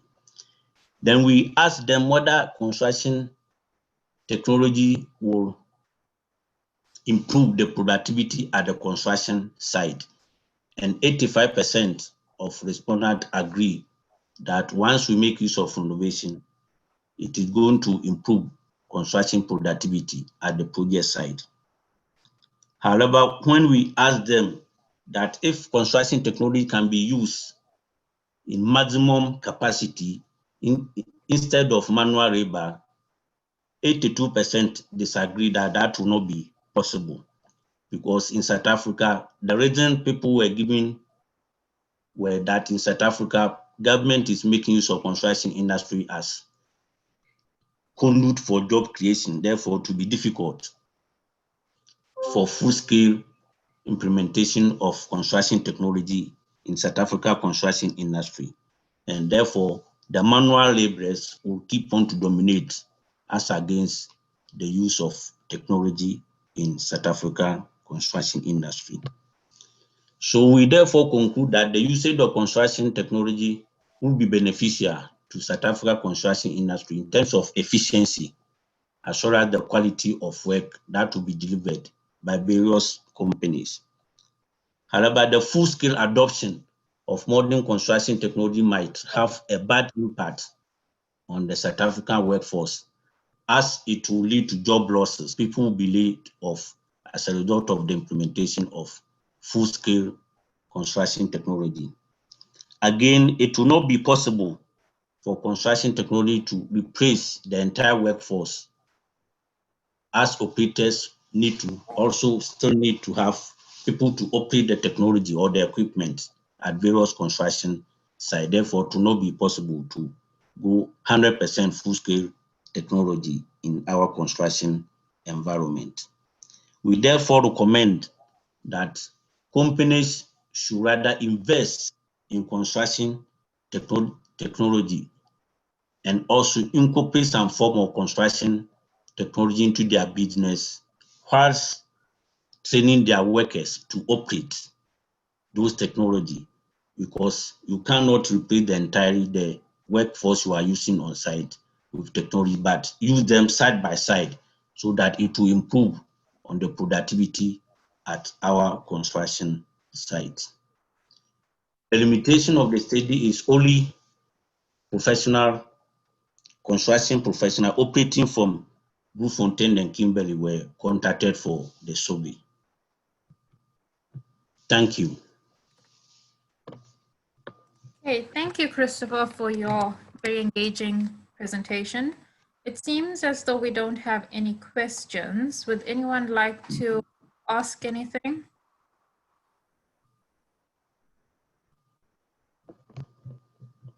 No. Okay, well, thank you, Christopher. It seems that we have no questions for you. We can move on to our next presenter, Adeleye Adeniran Bringbotha and Nwabisa Mpikwa on the effectiveness of using virtual reality to meet clients' needs. Are you present to present your paper? Yes, please. I'm trying to share the screen now. Okay. I don't know if I'm successful. Yes, you are successful, but please make sure you put your screen on presentation mode. So please click on slideshow at the top. Slideshow at the top, stop share. Right at the top next to animations. Oh, okay, depends on what you're using. Yes. Okay. Yes, we're good to go. Okay, the floor is yours. Okay, thank you very much. My name is Dr. Ayo Adeniran. I am presenting this paper arising from one of the research of one of the honor students of construction management at the Nelson Mandela University. And it's entitled The Effectiveness of Using Virtual Reality to Meet Clients' Needs. As we all know, we are actually now in the fourth industrial revolution, where we are beginning to go into Internet of Things. And of course, the world is also tilting towards how do we get better satisfaction for clients so that they don't continue to complain. And of course, the idea is that with the involvement of the fourth industrial revolution, virtual reality and all of that, it's going to be able to bring in a new ball to the game. So many studies have been conducted around the world towards clients investigating client satisfaction. And of course, client satisfaction is one of the very major concern with global construction, of course, because when clients are not satisfied, it's a problem. And of course, what comes with that is cost overrun, delay in project completion, and so on and so forth. So, and this, of course, eventually has a negative impression on all industries, not only construction industries, of course, generally.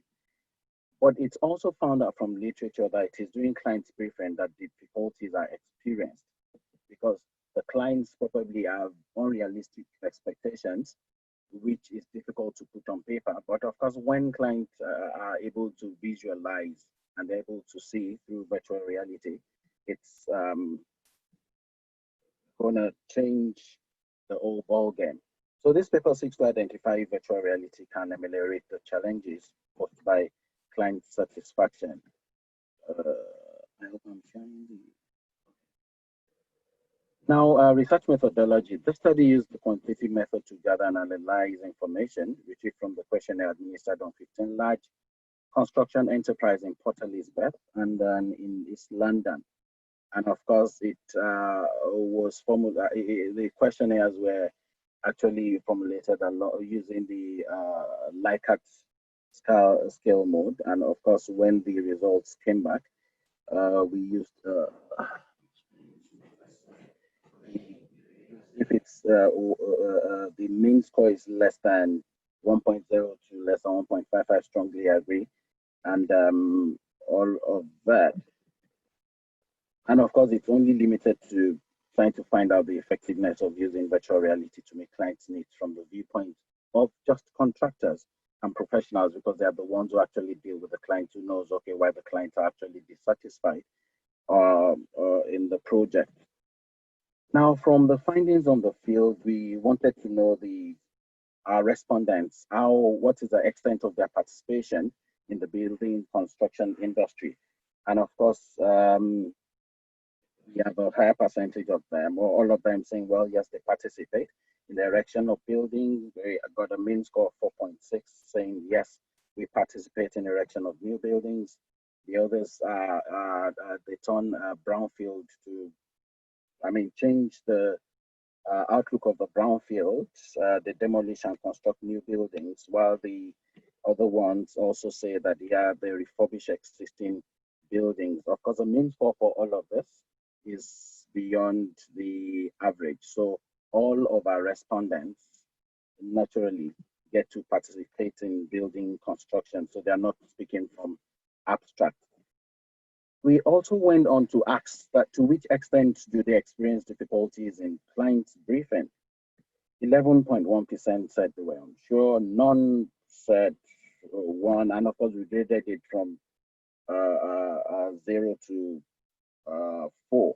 And of course, from what you can see from the screen, from the responses, 44.45 says our clients usually, we usually have difficulties when we are having client briefing, because it's either the clients don't really know how to express themselves in terms of what they want, or we are not able to put to paper what the clients are actually talking about. And of course, again, we went on to ask them how or what are the things that brings about these difficulties. And of course, ineffective communication between the professionals and the clients ranked the highest, and it came with a mean score of 4.99. And next to that is the nature of the project, which came with a mean score of 4.0. And of course, the least one was briefing team members being underqualified for their roles, which came with a mean score of 3.40. If we look at all of this, there are things which could actually be dealt with if we get the right tools to get to do the job. Then again, we also wanted to find out if the irregularity or regularity of clients' unrealistic expectation, how does it actually affect the satisfaction or otherwise? And of course,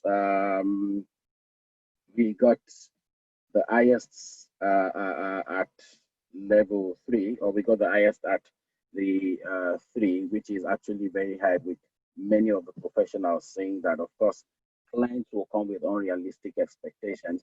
And of course, this unrealistic expectations plus minus could either be that the professional does not understand what exactly the client wants, or the client is not able to visualize what the professional is giving to him to do. Then we asked the construction professionals if they are actually aware about virtual reality, because you cannot assume that they know about virtual reality. And of course, 80% says yes, they are aware about virtual reality, while 2% said they were not aware about virtual reality. And then we also further asked that, okay, does the organization, the building organization which they work with, have they started adopting the use of virtual reality, bearing in mind that they have said that they had difficulties in meeting up with client satisfaction because they are not able to fit what the client really wants. And of course, 50% says that no, they've not adopted virtual reality, while 30% said they've been able to adopt that. And of course, the 20% that said they were actually unaware about virtual reality says no, they have not adopted virtual reality. And then we now further went to ask, how effective is it to use virtual reality to facilitate client satisfaction? And of course, ranking first is that the virtual reality is able to facilitate clients' visualization of the 3D reality of what they actually want. And of course, the next one to it says that they are able to facilitate in clients' briefing, because the clients are actually able to visualize when everything is packed into the virtual reality sense. They're able to visualize, okay, oh, this is what the professional is actually talking about, and they're able to visualize themselves in their building, although it's not yet been constructed, but they're able to use virtual reality to understand what exactly the professional is saying to them. Of course, then again, they are able to take out the unrealistic expectations, because of course, if he doesn't say it, if he's not able to visualize it, then he says, oh, okay, this is not workable, or this is workable. Yeah. Now, in conclusion, the respondent says that not all clients have experience in the building industry. Of course, anybody could want to go into building construction, and they cannot really understand the pen to paper. Hence, they are able to, they fail to interpret correctly what is displayed by drawings. Given the degree of the concurrence by the respondents, virtual reality can play a significant role in assisting the client to visualize and capture the client's requirements, and hence it should be promoted in the construction industry to aid client satisfaction, as their dissatisfaction poses a threat to the construction industry, which many authors or many researchers had actually also found that the construction industry has been using traditional methods to execute its operation and hampering on-time delivery within the scope and stipulated budget. The new approach, now is virtual reality is needed to execute its operation, and the new approach being virtual reality, and by extension the fourth industrial revolution, which is adopted already by many industries with its many advantages. Employing virtual reality will reduce the challenges faced by the construction industry, not only with respect to client satisfaction, but also with the way we are able to execute our work. Thank you very much. Okay, thank you for your presentation. Do we have any questions for Adeleye?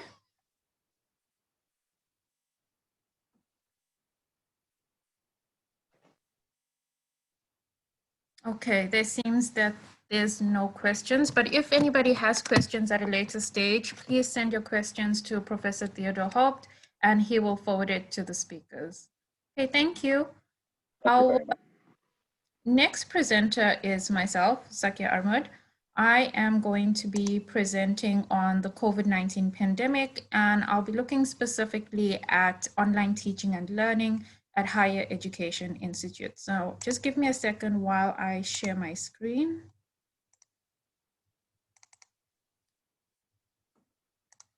Okay, I trust everyone can see my screen.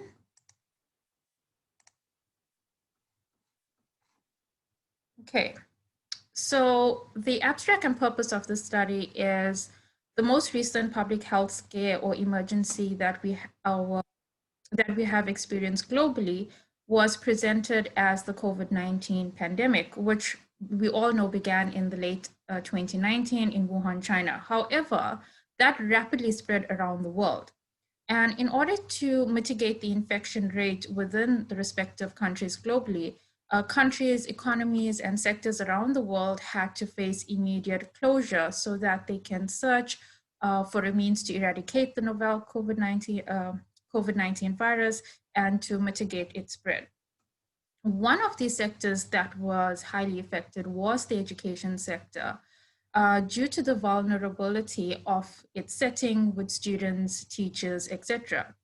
UNESCO 2020 reported that on the 6th of April 2020, which was earlier this year, over 1.5 billion students were affected across 88 countries, at all levels of teaching and learning. Therefore, an immediate implementation of online teaching and learning modalities was required to meet the needs of both academic staff and students.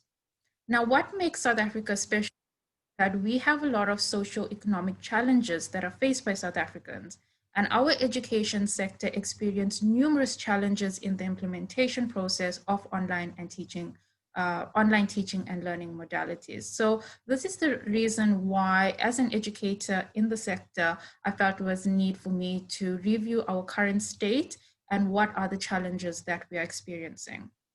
So the study aimed to review and highlight the challenges experienced by both academic staff and students with the overall implementation of online teaching and learning modalities across South Africa amidst a global pandemic.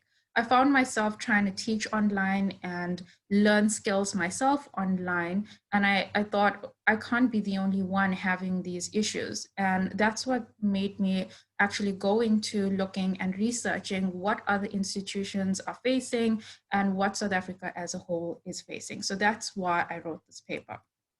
So the structure of presentation is introduction, literature review, the research methodology that I employed, my analysis and findings, and conclusion.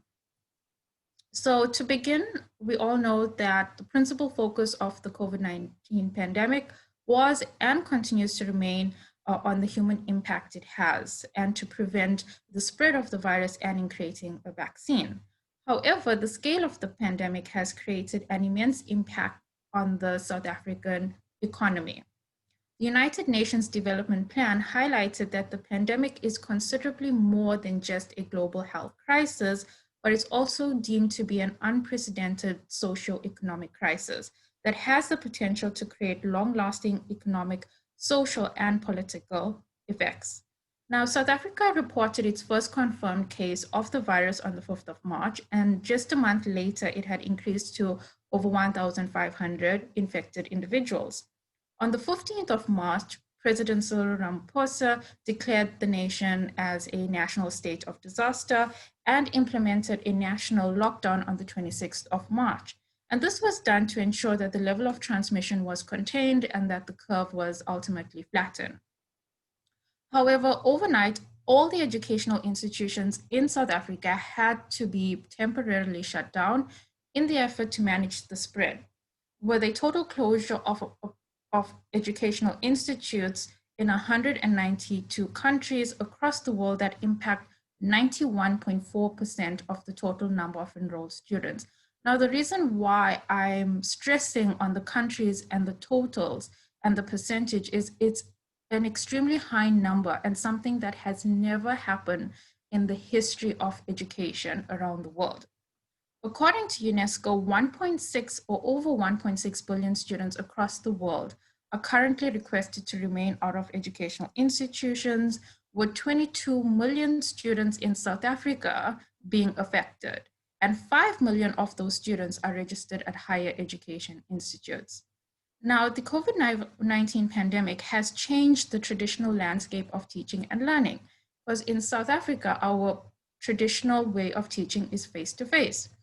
And this has changed across all educational institutes, with higher education institutes having to migrate from face-to-face to a transformative online teaching and learning process. Now, the UNESCO Director General Audrey Azoulay stated that never before has the world witnessed an educational disruption such as this, which has ramifications that's going to have a long-lasting effect on the educational system. Various other authors also reported that the loss of long periods of teaching and learning can result in both temporal and permanent damage on an educational system. Now, we all are very familiar at the South African educational system that is already strained and is already facing a lot of challenges. With the COVID-19 pandemic, it is going to have permanent damage on the educational system. It is important to note that UNESCO envisions that in the post-COVID-19 era, the education of an African student would be the most affected globally.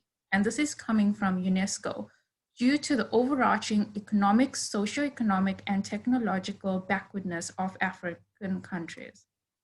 The Department of Higher Education and Training in South Africa therefore called for the emergency paradigm shift in teaching and learning across all higher education institutes, which they had to use thoughtful and accurate decision-making processes due to the current state of our education system in South Africa, taking into consideration our unique challenges.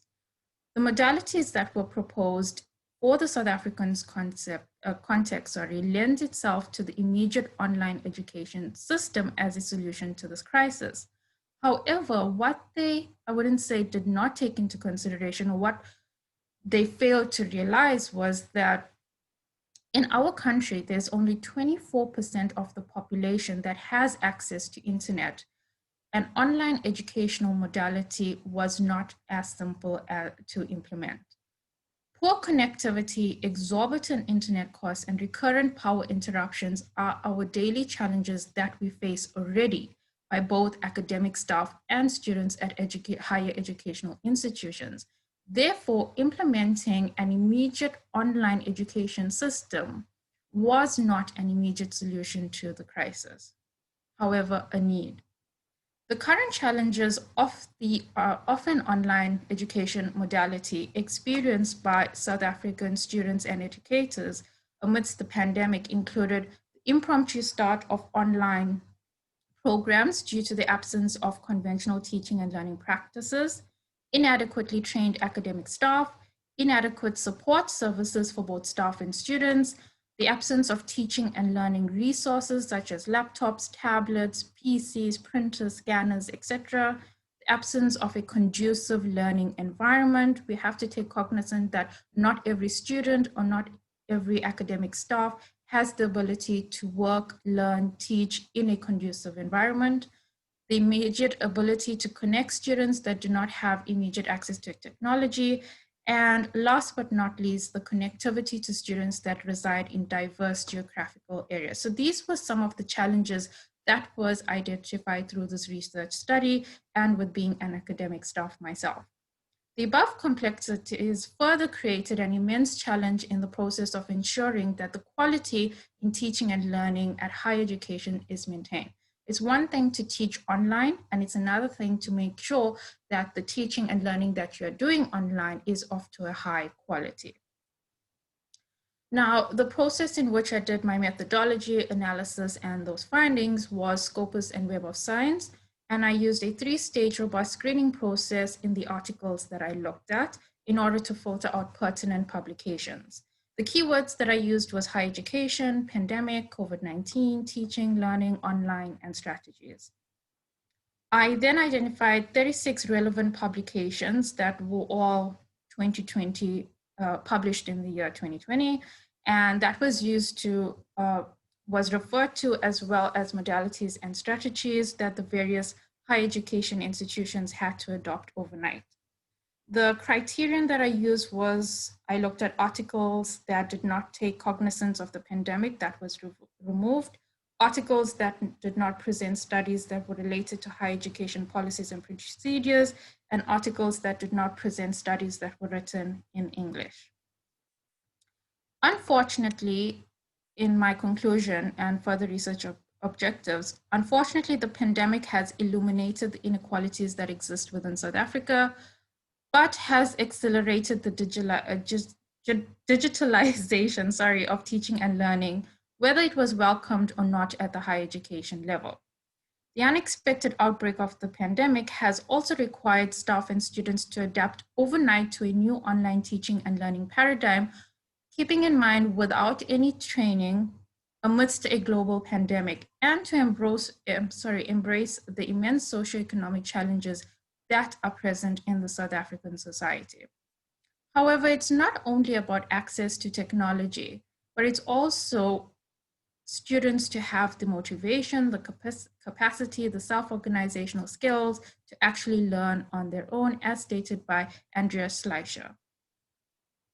The pandemic has, however, afforded the South African government a golden opportunity to correct the irregularities and inequalities that are present in the educational system, as online teaching and learning modalities provide diversity and value to the educational system to enable students to become nomads that are fit to work in any environment and any context. My future research suggestion would include a comprehensive, empirically based research study on the long-lasting effects of COVID-19 on higher education institutes, which I plan to do very shortly once I get more contact with students across the country. Thank you for listening to my presentation. If you have any questions, please feel free to ask.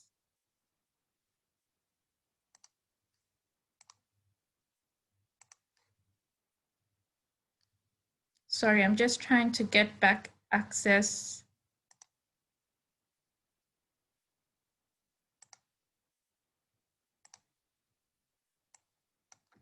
Okay, do we have any questions?